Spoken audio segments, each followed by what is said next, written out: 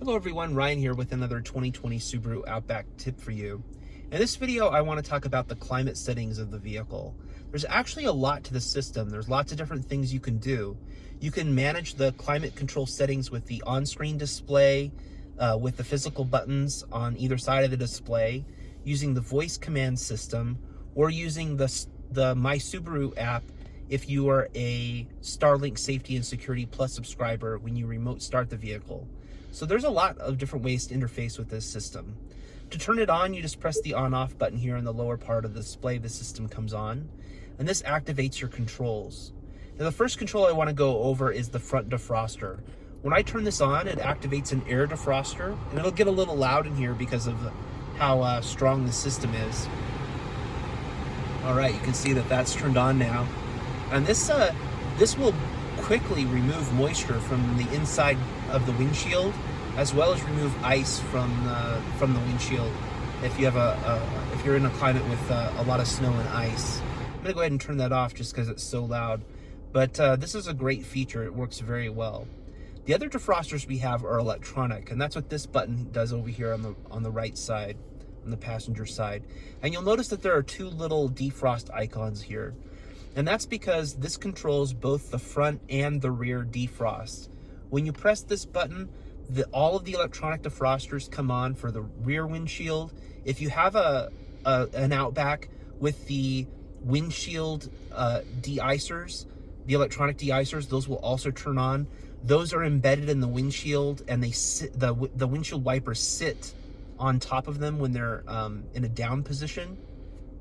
So that will clear that off. As well as the exterior mirrors if you have that feature. So I do want to maybe mention one little side note here. When this is on, auto start stop is disabled. So I actually find that I use this button quite frequently to temporarily turn off the auto start stop feature when I want it off. So I know it's a climate control, but it's also an auto start stop control. Now by default it turns off after 15 minutes, but you can go into the settings and set it so that it stays on indefinitely if you'd like. Now on this particular trim we have two zones, dual zone climate controls. So our passenger and our driver can have different temperatures as I've set here. Now you can use these buttons here on either side to control those temperatures, or you can press the button here and move things around very quickly, or just tap and set the climate controls that way. Here's where you turn on the heat seater as well. So it is a little bit of a fight to see who gets to use the screen first when you first get into a cold car. Is it going to be the passenger or the driver who gets to their heat seaters first? So something to watch out for. Now, when you do have this set up, one thing you can do is synchronize both zones by hitting the sync button. Now this will stay synced. If you use the driver temperature controls, you'll see that we set both zones to the same temperature. However, if I use the passenger controls, you can see that sync turns off, and now the passenger has separate zone controls, separate temperature control over their particular zone. And to turn sync back on, you can hit sync on this side. Again, I'm going to turn it off, or you can come here on the passenger side and hit sync down here, and it will also turn on sync. So that's how you synchronize the controls.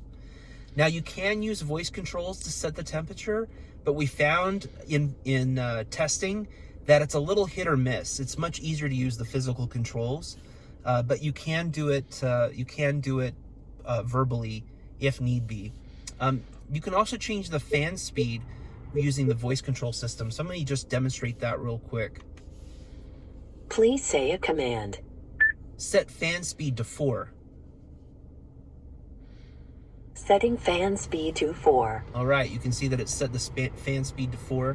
So this is really helpful, especially when you're driving, because these little fan speed control buttons are really tiny, and I have no idea why the designers decided to set this, to make these controls so small. And there's actually a little bit of a gotcha here, and I want to show that now and kind of describe why this is a big deal for me anyway. And that's because of the recirculation control. I would like to be in full auto, and to get into full auto mode, you can see that we're in auto now, and that might fool you thinking that you're in full auto, but you're not. I don't even know why it says auto, because you're really in manual mode.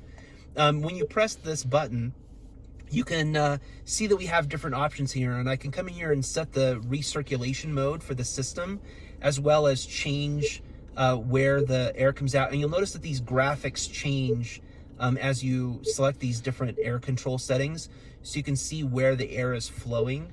So I'm going to go ahead and just set the main front speed here. You can also change your fan speed right here as well, or turn the system off. So when you're in recirculate here, you have the recirculation going on. I'm going to go ahead and bring that back up again. You can see that. If I go ahead and select this button again, it will go into full auto. And depending on the temperature settings you have set, you'll notice that I cannot turn this on. If I push this button, now we're back out of full auto. I have to press this button again. Now we're in full auto. And you can see how much you have to fight the system. Always tapping, always tapping. You hit the recirculate, and now full auto goes off again. So certainly some room for improvement, I think, here from Subaru. These screens, you're just always tapping to fiddle with the climate controls. So it's something you want to watch out for. Now, one thing that I've learned that's really helpful is you can customize what this button is right here that says auto. You can change that. So if we come in here to settings and scroll down here, we're in the general tab. We're going to scroll down to climate control right here. I can customize the climate control button, and I can choose recirculation. Now, when I do that and I select this button here, you'll notice that this changes the functions here. Now I have this auto button, and if I press it, it goes into full auto, right? And if I come down here and press this button, it turns on recirculation. Now, if I come in here to, for example, max AC, now this is the max AC button, and you'll notice that that is gone from the control. If I choose AC, now that's customized. If I come back into this control, you'll notice that I have the recirculate buttons. So if you're noticing that these buttons up here are changing, it's probably because you're changing the customization, or the customizable climate button, this button right here. Now, I prefer to have it in recirculation mode because I like to control whether I'm, you know, if I get behind somebody's really, really smelly car, it's pouring out exhaust, and I want to make sure that that doesn't get into my cabin of the vehicle, I want to be able to turn on the recirculation mode. Or if I'm going into an area where I want that off. I wish there was a way to be in full auto mode and also have that enabled, because when you do go into full auto, it turns off. When you're full auto, it manages the fan speed and everything for you. You don't have to think about it. It will actually change the airflow as well. So when we're in here, depending on our temperature settings, it will change how the air is flowing. So you can see that it just moved to, I turned on the heat, or I turned up the temperature, so it moved the airflow to the rear of the cabin. You can see that how that works. And if I turn it down, you can see that it changed it again automatically.